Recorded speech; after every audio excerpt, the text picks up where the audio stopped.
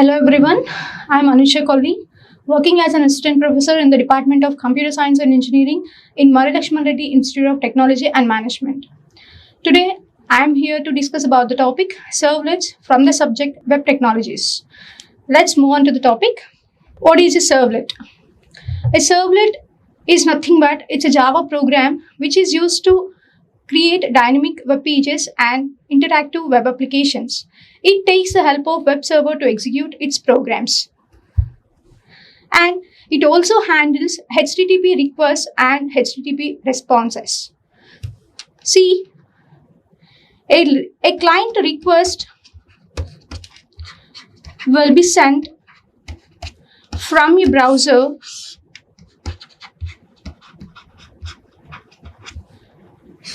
and that request will be forwarded to a web server.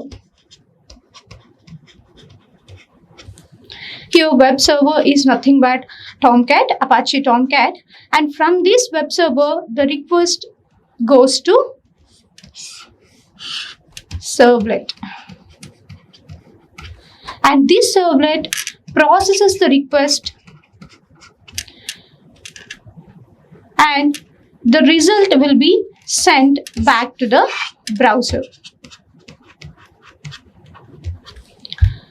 This is the format how your request will be sent from your browser to a server and to server to servlet, and the servlet processes the request and sends the response back to the browser. And see, here servlet is a Java program, runs on your web server, and it is used to handle the client request and responses, and it generates dynamic web content. The major functionality of your servlet is to create dynamic and interactive web pages and web applications. And servlet alone can't run a program. It needs a web server to execute its programs. That's why here the Apache Tomcat plays a major role. Let's see the uses of a servlet. Servlets are used to create the dynamic and interactive web pages and web applications, and it also handles form data, and it manages sessions and cookies, and the servlets are also used to interact with the databases, which means that we can also get connected to the databases with the help of servlets. Let's see how a servlet works with a simple example of login form. For example, there is a browser. If a user want to log into some website, that website contains some username field and password field, and there is a login button.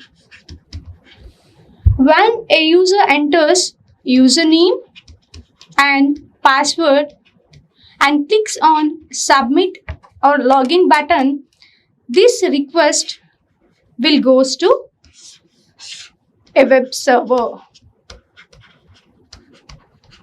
Why? Because I have already told you servlet alone can't run the programs. It needs the help of web server to execute or run its code. So the request is sent from your browser to web server, and this web server takes that request and forwards the same request to a servlet.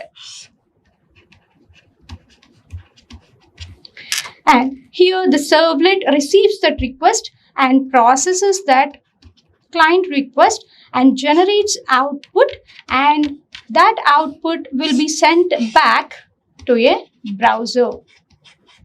And from here the user will take the output. And this is how actually a servlet works. And see here is the browser. When the user types a URL or enters username or password, that request will be sent to a web server. Here a web server is nothing but Apache Tomcat, and that server, and here is one more thing, that is servlet container.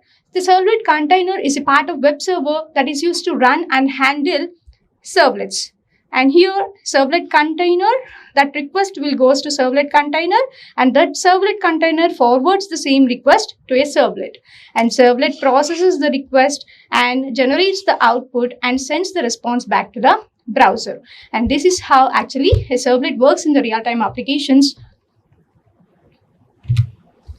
And let's talk about the servlet life cycle. The servlet life cycle means what are all the different stages a servlet goes through from creation to destruction. And here we are having three main phases of a servlet. One is init phase, and second one is service, and third one is destroy. These three are the important phases in your servlet life cycle. The servlet has to go through all these three phases while processing the request. Let's see the first one, init phase. This is the first phase of a servlet life cycle.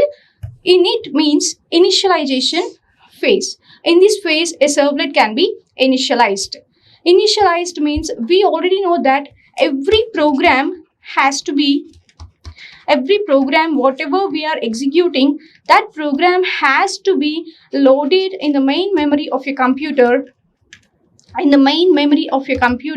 before its execution. Main memory of your computer before its execution. So in this initialization phase, the servlet has to be loaded into the main memory of your computer so that it is able to handle multiple requests and the responses given by the client. And initialization means loading a servlet into the memory so that it is able to handle the requests. So it is called, this method, init method, is called only once during the life cycle of a servlet when the servlet is created. And once the servlet is loaded into the memory, it is able to handle the client request and able to process the request and sends the response back to the client. And here initialization means all the resources can be initialized to a servlet, like database connections or configuration settings. All these kinds of resources will be added to a servlet. And then next phase is service. And once the servlet is initialized by calling init method, the service method is called. Using service method, a servlet can be able to handle multiple requests and the responses. And see, once a user sends a request from a browser, that request will be sent to service method. That request will be sent to service method. That request will be sent either using get method or post method.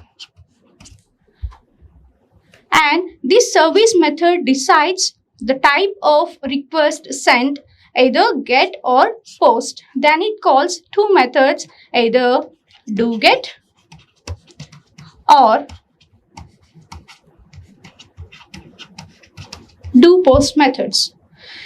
See, so in the service phase, this service method is called for every client request, and this service method is used to process the request and generates the responses, and these responses will be sent back to the browser.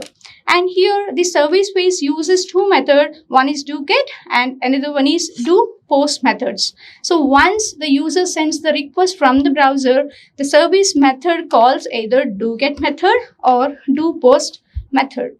Let's talk about each one. The first one is doGet method. DoGet method is used to handle the requests which are sent using get method. The user can send the request either get or post methods. Using this doGet method handles the requests which are sent using get method. So which is somewhat less secure compared to post method. Whatever the data we are sending through the URL, that will be visible here in the whatever the data we are sending, that will be visible here in the URL if the data is sent using get method. And this method is used to read the data from a server. And here is the example displaying web page data, and whatever the user is sending, that data will be visible at the URL if the data is sent using get method.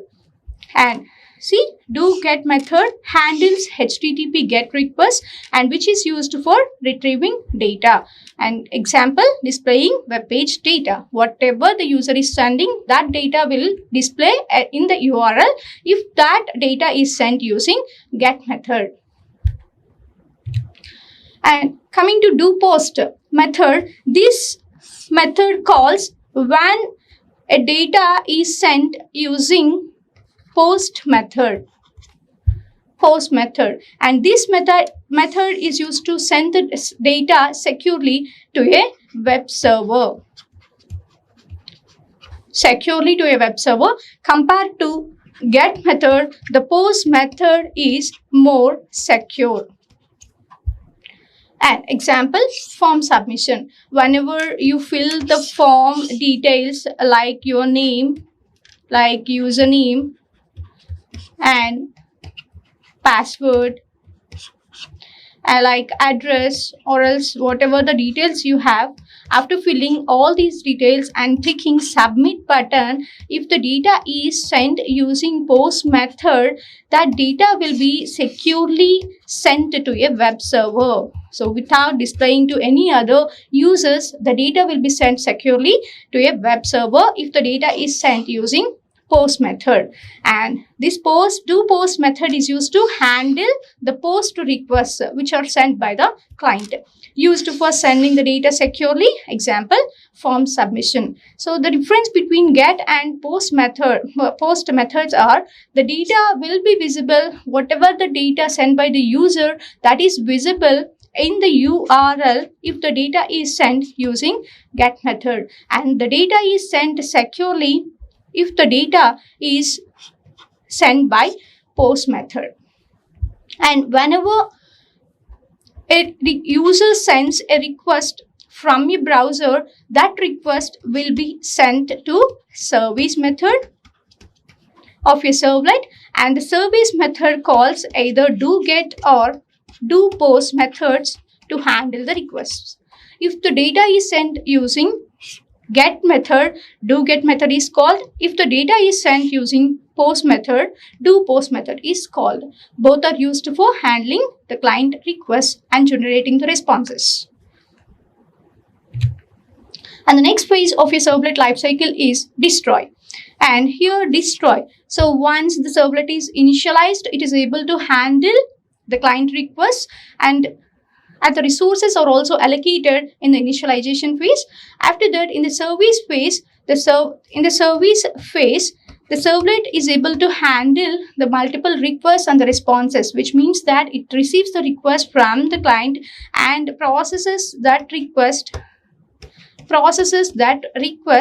and generates output. And sends the output back to the user. In the sense, it sends the output back to the browser. And once the request processing is done, the destroy method is called. So we have to remove the servlet from the memory. So to remove the servlet from the memory, we have to call the destroy method. By calling destroy method, all the resources allotted to a servlet will be released. All the resources will be freed up, like database connectivity will be removed and configuration settings will be removed, everything will be removed. And then now the servlet is free to destroy and it will be removed from the memory by calling destroy method. And the destroy method is called only once during the life cycle of a servlet. And see here the destruction phase, which is the third phase of a servlet life cycle. This is called only once before a servlet is removed from the memory. And by calling this destroy method, all the resources that are allotted to a servlet will be freed up.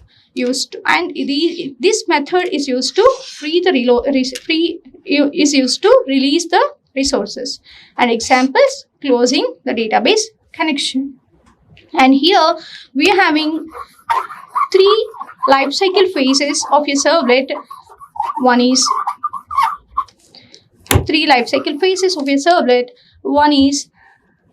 init, and second one is service, and third one is destroy. So in init phase means initialization phase, a servlet will be loaded into the memory, which means after initializing only the servlet is able to handle multiple requests. So once the servlet is initialized, it is able to handle the requests, and all the resources will be allocated to a servlet like database connectivity and configuration settings. All the resources will be allocated, and once the servlet is ready to handle the request, the service method will be used. The service method will be able to handle the multiple requests by calling do get and do post methods. Do get method is called when a client request is sent using get method, and do post method is called when a client request is sent using post method. And compared to get, the post can be sent more securely to a web server. And once the request processing is done and the output is sent to a browser, the destroy method is called. So by calling destroy method, the servlet is removed from your memory and the servlet is free from all the resources like database connectivity, configuration settings, and the memory also freed up. And these are the three phases of a servlet lifecycle. And let us see the servlet lifecycle flow. The first one is loading. The servlet loading can be done into the memory by calling init method, and this method is called only once during the life cycle of a servlet. And after loading the servlet into the memory, it is able to handle the requests by calling service method, and this service method can be called multiple times for every single request.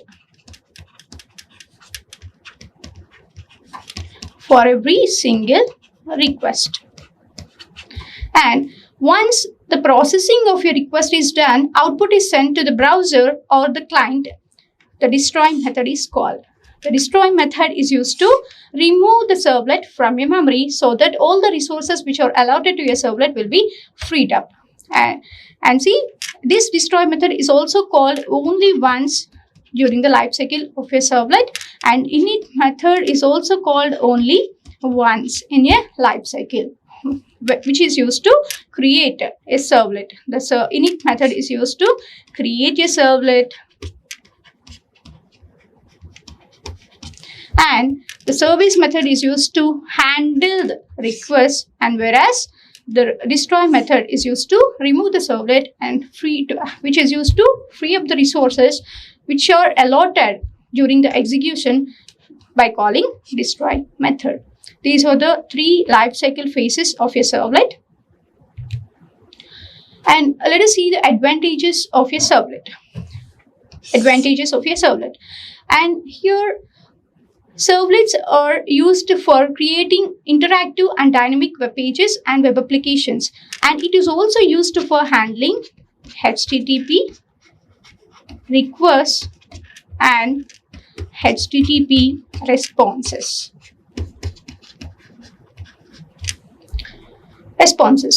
And servlets are also used for making the connection with the databases.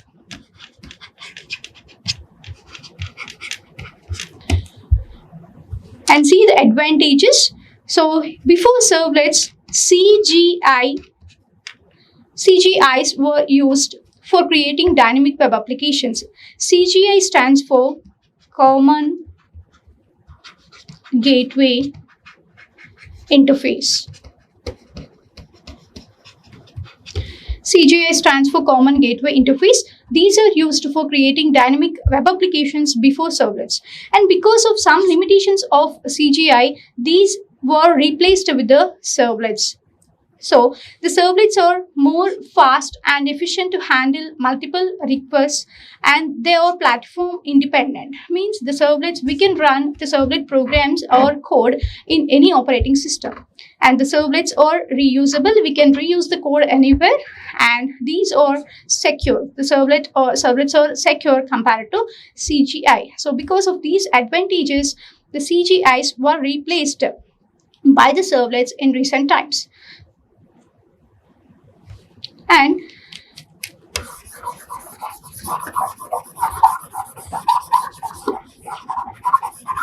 let's understand the working of your servlet with a simple example. If you want to enter or log into some website by filling out some details like username, and here is the username field. So after entering this username, you are able to enter to that page. For example, you have entered your username, and after clicking login button, this request from this browser will be sent to a web server. Here we usually use Apache Tomcat to handle the servlet requests, and this web server sends the same request to a servlet container. Servlet container. Here the servlet container is a part of web server which is used to run and handle the servlets, and all the servlet lifecycle phases will be included in the servlet lifecycle in the servlet container, like init, service, and destroy. All these three phases will be handled by the servlet container. So once the request reached the servlet container, the servlet container forwards the same request to a servlet. And here the servlet receives the request and processes it and sends the and checks with the database.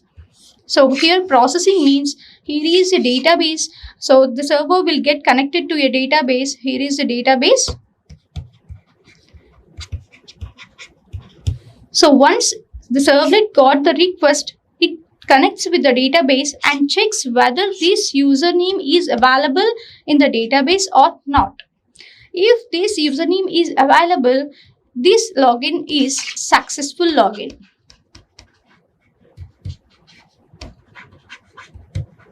Or if this data is not available in the database, the login is failure. The login is failure. So here the servlet processes the request and checks whether the login is valid or not and sends the response back to the browser. So in this way, the servlet works in the real life examples, which is used for processing the request and sending the response back to the browser. And the functionality of your servlet is to create dynamic and interactive web pages and web applications. These are the references for the above content. Thank you.